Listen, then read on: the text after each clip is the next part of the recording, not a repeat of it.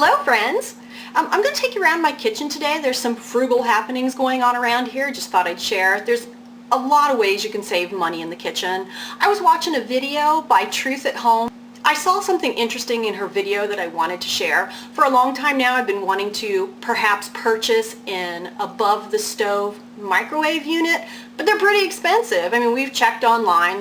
Most of them are over $200. So what I think I'm going to do in that video by Truth at Home, I'll link that video in the bottom. I happened to see that one of her tips was to put things off the counter, and I've been looking into minimalism and I understand the concept of being able to keep things clean, and sometimes you learn some good things when you watch videos. They had their little microwave. It was basically just hanging off of the cabinets in a little box. So I thought, that's interesting. I have a microwave. Why replace? So I'm going to show you my space and show you something frugal that I thought might be great, and some other things that I'm doing. So I thought I'd just start with an overview of the kitchen. As you can see, it's really small. We just have an L-shaped counter there, and I would love to get that microwave off of the counter and put it up into this alcove. The only other counter, we do have an island counter, which is kind of where I do my prepping and things like that, but it would be great. I'd love to put out some of my bulk items along that counter, so maybe I could bake bread or keep my oats there, things that are packed in the pantry that maybe I'd love to have out. Just a few things though. If I buy a really affordable, either just probably a sensored light, just a glue on or snap on kind of light there, and I think that would solve the problem. And you know what my husband said? Couple L brackets, couple nails, piece of wood, the whole thing done. It's gonna be under $50. I'm going to grab today, if anyone's interested, it's a turkey, cheese, and lettuce, a little bit of bread, and just a couple grapes. You know, I really didn't want tons. That's it. A glass of water. So I'm going to go sit down, menu planning, see what's in the pantry. I think I kind of showed you the pantry already, and I went through, and you know, the other frugal thing is I went through all the food when I was cleaning out the pantry, came up with these are some meals I have on hand that are in the freezer and stuff, so I'm going to use all these first before I do the shopping again. We do run a pantry in this house, and I feel that that's one way that you can take advantage of good sales and save a lot of money on your grocery budget. Our pantry in this house is really simple. It's a closet type. We hung this rack over the door. Mainly we keep the plastic stuff, you know, our baggies, oils, things like that. Backups of the sauces that we like, and down there is just bins that have like drinks and things in them, some Crystal Light, things like that.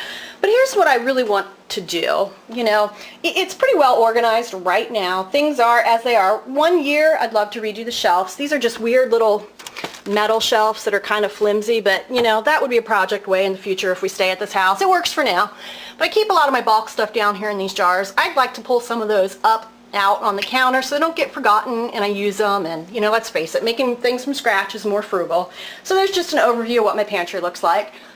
We do have a freezer in our garage, a large chest type freezer, and then we have the side by side. So that's how we manage the food in this house, nothing more than that. But what I wanted to talk about, turn here, is where I get my jars, okay? And I'll explain the process. Here you see the bulk stuff. I got some bulk rice, some bulk flour, some bulk pasta. And these are those nice glass jars. You can buy those online, but they're kind of expensive. You know, you can buy them on Amazon, like 4 for $40, or you know, $10 a piece. I think at Walmart you can find them too. But I get mine up at Dollar General, okay? If you have a Dollar General, they sell this giant jar of pickles. It's a gallon-sized jar. It is glass with a nice metal lid, okay? What the heck am I going to do with all those pickles? I understand that. When I first started doing this, I wasn't sure it was going to work out, but it does, okay? And you see I've got a lot of them, so I'm just going to work on this jar. We eat these large pickles occasionally. I had one son who would snack on those, and they're fine, but I cut them up, okay? I got these 3 jars here. These are just wide mouth ball jars. If you're curious about the cute little yellow lids, these lids come from Dollar Tree off of their OxyClean product. It's in, I don't have one to show you, I'm sorry, I threw it away. But it's a OxyClean generic in a small blue jar with a yellow lid, and they fit perfect on the wide mouth jars. So I have those instead of purchasing lids.